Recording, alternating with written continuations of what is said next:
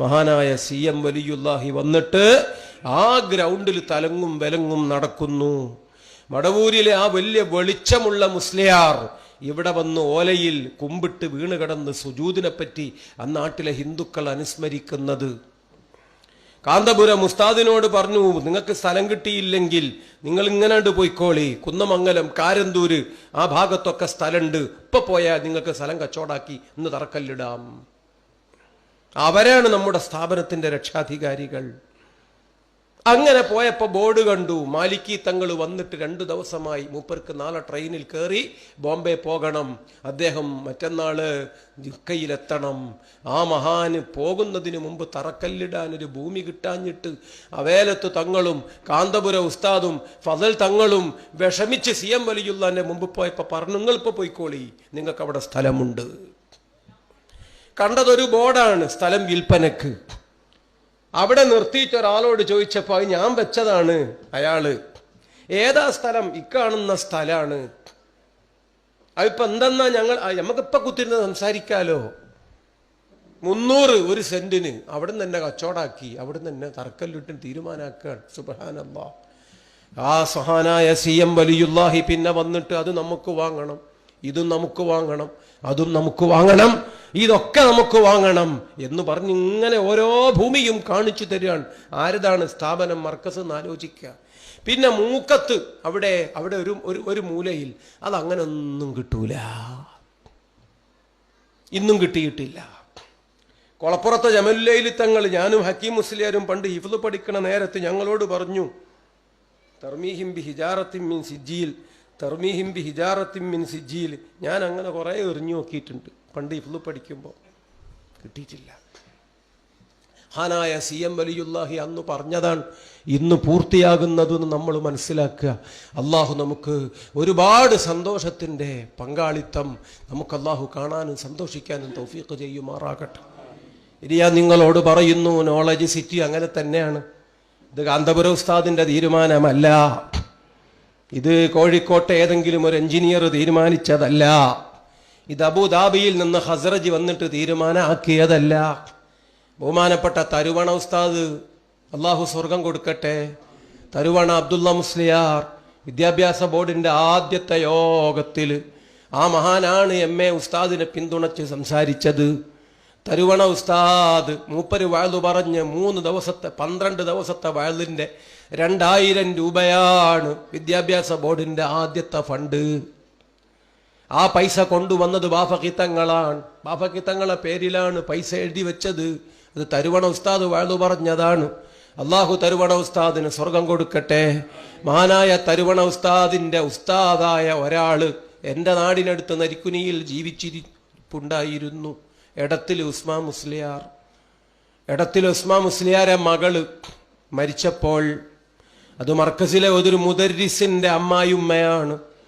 പോകാൻ ആരുമില്ലാത്തതിൻ്റെ പേരിൽ മർക്കസിൽ നിന്ന് ഞാനും കുറച്ചാളും പോയപ്പോൾ അവിടെ എത്തിയപ്പോൾ കുറെ പരിചയമുള്ള ആളുകളെ കണ്ടു.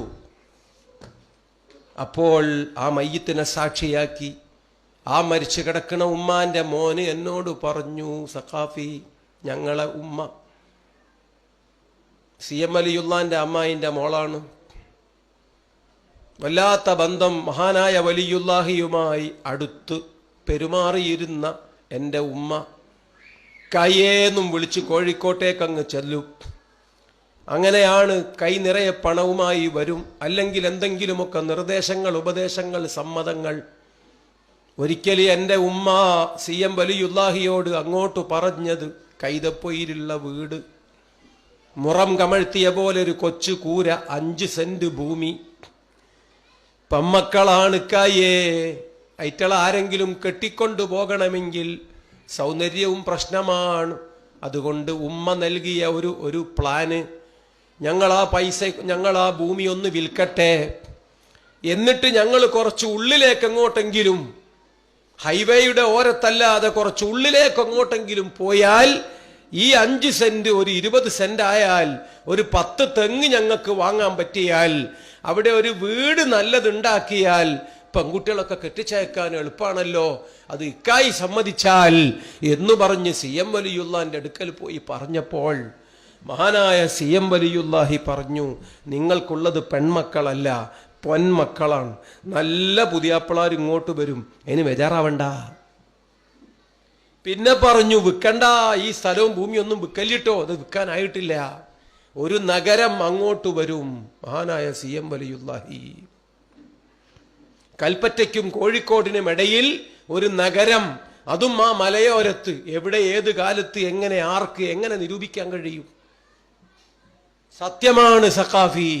ബഹുമാനപ്പെട്ട താജുൽ ഉലമ ഉള്ളാൾ തങ്ങൾ പാപ്പ, അള്ളാഹു സ്വർഗം കൊടുക്കട്ടെ, ആ മഹാനായ സയ്യിദിന്റെ നേതൃത്വത്തിൽ 313 തങ്ങന്മാര് വന്നിട്ട് ഊദിന്റെ തൈകൾ വെച്ചുപിടിപ്പിച്ച് ഒരു മഹാനഗരത്തിന്റെ പ്രഖ്യാപനം നടത്തിയപ്പോൾ എൻ്റെ ഉമ്മ ഒരു കൊച്ചുകുട്ടിയെപ്പോലെ തുള്ളിച്ചാടി പാട്ടുപാടി സന്തോഷം പ്രകടിപ്പിച്ചത് ഓർക്കുകയാണ്.